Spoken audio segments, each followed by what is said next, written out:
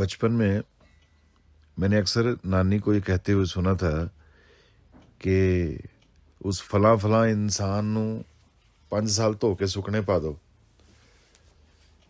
मैं बहुत हैरान होता था इस कहावत को सुन के कि इसका क्या मतलब है कि 5 साल धो के सुकने पा दो।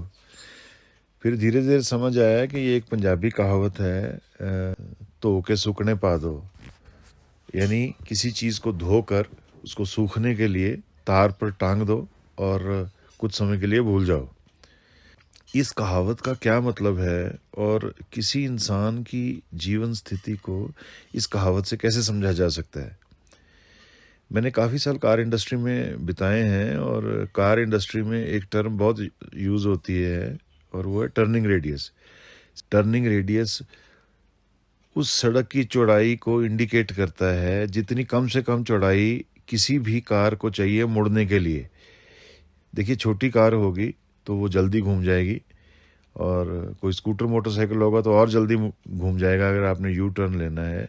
बट बड़ी कार को या आप समझ लीजिए कि ट्रक को, बस को घूमने के लिए खुली जगह चाहिए, चौड़ी सड़क चाहिए, बड़ा सर्कल चाहिए, तो टर्निंग रेडियस बड़ा चाहिए।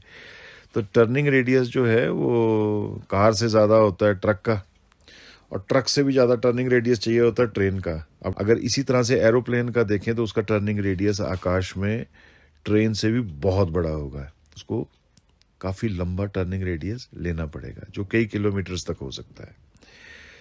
तो वही फ़र्क है जीवन की दिशा बदलने और जीवन की दशा बदलने के असली वक्त में।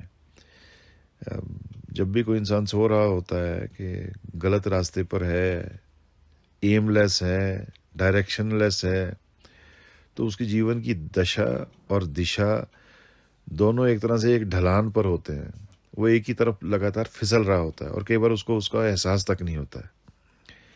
जैसे बिना हैंड ब्रेक की एक गाड़ी हल्की ढलान पर लुढ़कती जा रही हो, तो ऐसा उसका जीवन होता है। तो जिस दिन वो इंसान ठोकर खाकर या कोई एहसास जागे उसके इंसान के अंदर, तो जागता है और अगर ईश्वर का आशीर्वाद हो तो वो अपने जीवन का स्टीयरिंग और दिशा जो है वो बदलता है। पर स्टीयरिंग घुमाने और जीवन की गाड़ी का यू टर्न लेने में एक्चुअल में वक्त लगता है।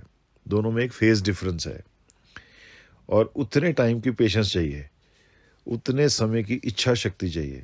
अगर कमज़ोर इच्छा शक्ति हो तो वो घुमा हुआ स्टीयरिंग फिर से सीधा हो जाता है और जीवन फिर पतन की ओर जाने शुरू हो जाता है। वो जो टाइम है चेंज का वो बड़ा क्रूशल है। दिशा बदलने के बाद दशा बदलने में थोड़ा वक्त लगता है। यही उस पंजाबी कहावत का अर्थ है, कपड़े धोकर सूखने के लिए तार पर डाल देना और कुछ समय के लिए भूल जाना। यानी जीवन में सुधार के लिए एहसास जागने के बाद दिशा बदलने के लिए कदम उठाना और फिर उस नए रास्ते पर चलते रहना बिना विचलित हुए कि जीवन में असल सुधार कब दिखाई देगा।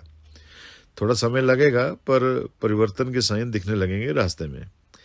मेरा तजुर्बा, मेरी ऑब्जर्वेशन कहती है कि किसी भूले भटके, गुमराह या असफल इंसान को जागने के बाद पूरी तरह नवीन और सफल होने में कुछ सालों का समय लगता है। पर मोटिवेटिंग चेंजेस ज़िंदगी में जल्दी दिखने शुरू हो जाते हैं, पहले या दूसरे दिन से ही। वो समय एक तपस्या है जो पूरी करनी मुश्किल होती है, हालांकि असंभव या इम्पॉसिबल नहीं। दर्द होती है पर अच्छा लगता है। इस कहावत को मैं ज़िंदगी में 2 तरह से यूज़ करता हूँ।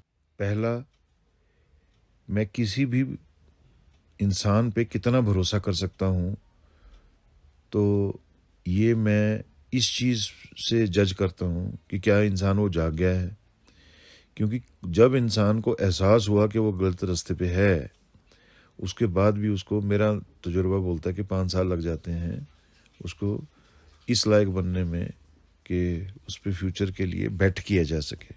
नंबर 1, ये कड़वी सच्चाई है बट हकीकत है।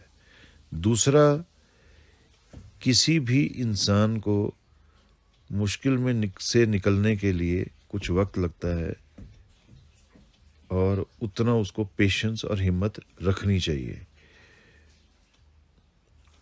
Thank you for your time. All the best. God bless you.